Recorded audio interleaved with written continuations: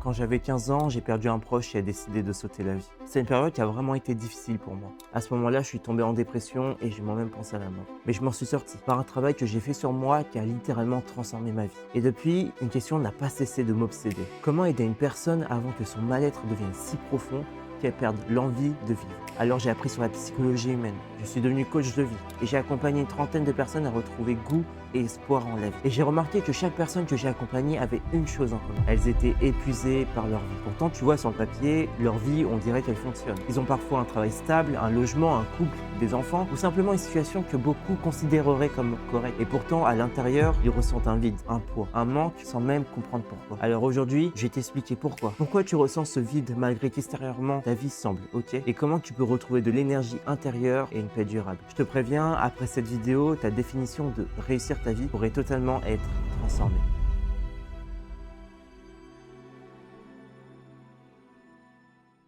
Je vais te poser une question qui peut te paraître bizarre, mais tu vas voir que je ne la pose pas pour rien. À ton avis, quand est-ce qu'une personne meurt? Est-ce que c'est quand son cœur arrête de battre, quand elle décide de mettre fin à sa vie, ou alors quand les gens l'oublient? Moi, je pense que ça commence bien avant, je vais t'expliquer. Imagine qu'on suit la vie de deux hommes qui ont sur le papier exactement la même situation. Appelons-les Léo et Paul. Léo travaille en tant qu'avocat. Il gagne plus de 15 000 € par mois, il est marié et a 2 enfants. Quant à Paul, il travaille aussi en tant qu'avocat. Il gagne aussi plus de 15 000 € et il est aussi marié et a 2 enfants. La différence, c'est que Léo vit ses journées à reculons. Il a du mal à se lever le matin. On dit même qu'il est au bord du burn-out. Il n'y a plus de passion dans son couple. Il se dispute même souvent et il passe peu de temps avec ses enfants et donc ils ne sont pas très proches. Alors que Paul, lui, il se lève souvent avec de l'énergie. On dit qu'il est rayonnant, toujours souriant. Avec sa femme, ils vivent une relation à la fois sincère, profonde et passionnelle, et il sort au moins 2 fois par semaine avec ses enfants pour jouer au parc par exemple. Alors évidemment, moi je suis en train de te présenter un exemple. La vie de Paul, elle n'est pas parfaite. Il y a aussi des problèmes, mais il les gère mieux. Mais du coup, Léo, lui, tombe en dépression, alors que Paul, lui, se sent épanoui. Mais à ton avis,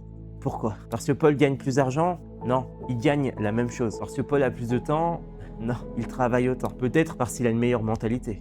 Pas vraiment. Alors comment t'expliques que d'un côté il y en a un qui se sente plus vivant, pendant que l'autre c'est un peu à peu, alors que je le rappelle, ils ont exactement la même situation de vie? Eh bien il y a une étude faite en Allemagne en 2022 qui a démontré qu'un humain épanoui répond souvent à 3 besoins psychologiques bien précis. Et ils ont remarqué que chez les personnes dépressives, ces 3 besoins fondamentaux ne sont pas assez satisfaits. On parle du besoin de se sentir compétent, c'est-à-dire évoluer dans un domaine. Le besoin de se sentir relié aux autres, donc avoir des relations saines et authentiques avec ton entourage. Et il y a aussi le besoin d'autonomie. Mais c'est quoi l'autonomie? Alors non, c'est pas faire les choses seul, c'est plus profond que ça. L'autonomie, c'est avoir le sentiment que tes actions correspondent réellement à ce que tu veux, tes valeurs et ton identité. Autrement dit, tes choix viennent réellement de toi. Et nous, c'est à ce besoin bien précis qu'on va s'intéresser. Parce que si on est logique, si tu réponds pas à ce besoin d'autonomie, alors les choix que tu vas faire pour tes relations ou les compétences que tu développes peuvent ne pas être alignés avec qui tu es au fond de toi. Du coup, avant même de répondre au besoin d'évoluer en compétences et avoir des relations, c'est important de s'assurer que tu réponds avant tout aux besoins d'autonomie. Surtout qu'il y a une autre étude qui est faite en 2023 en Chine qui a démontré que plus une personne est authentique, donc plus elle écoute et respecte ses besoins, ses désirs, ses valeurs et affirme qui elle est même devant les autres, moins elle présente de symptômes dépressifs. Et au contraire, plus elle se sentait étrangère à elle-même,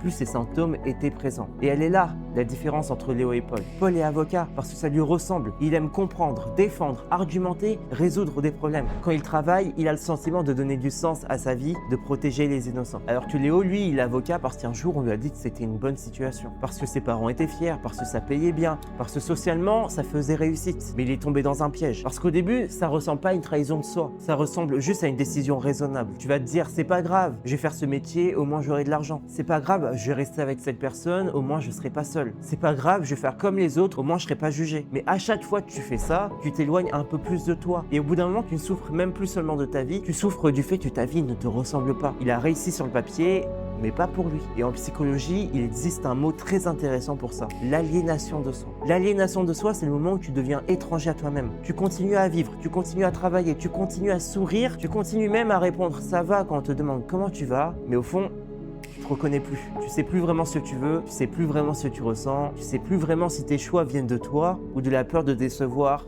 ou autre chose. Alors, j'ai une question. Quand tu vis une vie qui ne t'appartient plus vraiment, est-ce qu'on peut vraiment parler de vivre? Quand au quotidien, tu te sens épuisé, fatigué, si tu le pouvais, tu ferais que dormir ou regarder des séries. Quand tu ressens un vide intérieur et que tu as du mal à donner un sens à ce que tu fais, pour moi, c'est à partir de là qu'une personne meurt vraiment. C'est pas une mort physique, mais intérieure. Et la raison est la suivante. tu t'es oublié. Peut-être que tu portes un masque avec les autres. Peut-être que certaines de tes décisions les plus importantes de ta vie ne sont pas les tiennes. Peut-être qu'au fond, tu sais que ton métier actuel prend plus d'énergie qu'il t'en donne. Il y a au moins un aspect de ta vie avec lequel tu vas pas te sentir aligné. Et dans beaucoup de cas, on est en droit de se dire que t'es pas toi-même. Et le pire, c'est que tu sais peut-être même plus qui est vraiment toi-même. Mais je te rassure, je suis passé par là, donc je vais t'expliquer comment on fait concrètement pour transformer cette situation. Mais avant, je dois d'abord t'expliquer pourquoi. Pourquoi c'est si dur d'être soi-même et pourquoi ce n'est pas ta faute si personne ne t'a expliqué ce que je vais t'apprendre dès maintenant.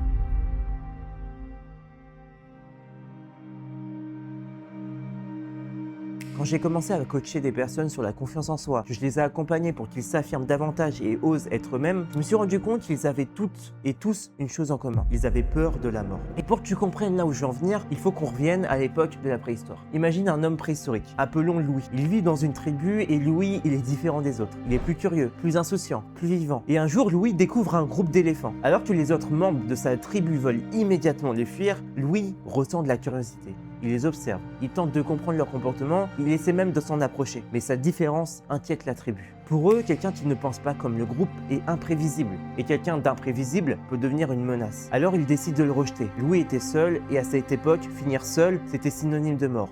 Il mourra quelques jours plus tard. Et malgré que cette époque soit lointaine, elle a gardé un impact considérable dans notre psychologie. Elle a construit en nous cette croyance limitante, si je suis rejeté par le groupe, je suis en danger. Et aujourd'hui, même si être rejeté ne signifie plus mourir, car on peut très bien survivre seul, notre cerveau, lui, a gardé un système d'alarme contre le rejet. On peut encore réagir comme si notre survie était menacée. Alors l'angoisse monte. Et face à cette angoisse, on développe ce qu'on pourrait appeler des stratégies de survie psychologique. Certains vont se montrer plus discrets, plus timides. Certains disent toujours oui. Certains deviennent parfaits pour que personne ait une raison de les critiquer. Certains changent de personnalité en fonction de la personne qui se trouve devant eux et d'autres construisent toute leur vie autour d'une seule question: qu'est-ce que je dois devenir pour être aimé, pour être accepté? Mais tu sais, tout le monde n'a pas peur du rejet avec la même intensité. Parce qu'à cette époque très ancienne viennent s'ajouter nos expériences du passé, aussi appelées blessures du passé. Imagine maintenant un enfant. Quand il exprime ce qu'il ressent, on lui répond qu'il est trop sensible. Quand il fait une erreur, il sent que ses parents sont déçus. Quand il ramène une mauvaise note, il reçoit moins d'attention. Quand il montre une facette de lui qui ne plaît pas, il se sent rejeté. Et bien sûr, cet enfant, il n'a pas le recul nécessaire pour se dire: mes parents ont leurs propres blessures et ne savent peut-être pas m'aimer comme j'en ai besoin. Alors il arrive à une conclusion beaucoup plus simple. Le problème, c'est moi. Puis cette conclusion devient une croyance.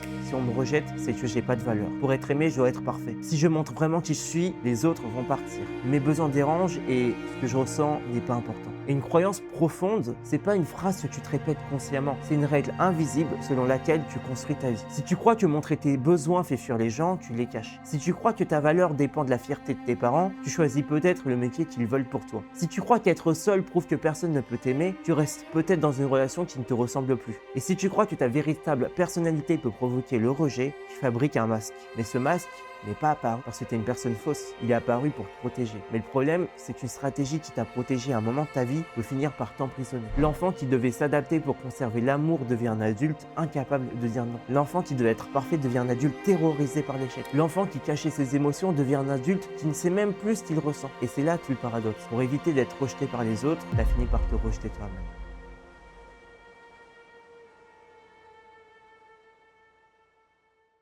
Maintenant que tu as compris pourquoi ce masque s'est construit, la question c'est comment tu fais pour devenir toi-même? Et déjà, être toi-même, c'est pas simplement une question de courage. Il suffit pas de te répéter: à partir d'aujourd'hui, je m'en fous du regard des autres. Parce qu'une partie de toi est peut-être encore convaincue que si tu es rejeté, tu risques de perdre l'amour, ta valeur ou ta place auprès des autres. Pour redevenir toi-même, il va donc falloir faire deux choses: déconstruire ton identité blessée et construire ton identité alignée. Mais pour déconstruire ton identité blessée, il faut d'abord que tu la comprennes. Ton identité blessée, ça correspond au comportement que tu as développé, à certaines de tes réactions, mais aussi aux choix que tu as fait à cause de tes blessures. Le but, c'est donc de comprendre d'où viennent ces blessures, ce qu'elles ont construit en toi et surtout, quelles croyances se cachent derrière tes comportements. Par exemple, peut-être que tu dis toujours oui, même quand au fond de toi, tu as envie de dire non. Et peut-être que pendant longtemps, tu as simplement pensé: je suis comme ça, je suis quelqu'un de trop gentil et j'aime faire plaisir aux autres. Mais non, c'est peut-être pas réellement quitté. C'est peut-être l'identité que tu t'es construite à partir de ton passé, de tes blessures et de tes peurs. Parce qu'au fond de toi, tu as peut-être peur que si t'es pas toujours agréable, agréable avec les autres,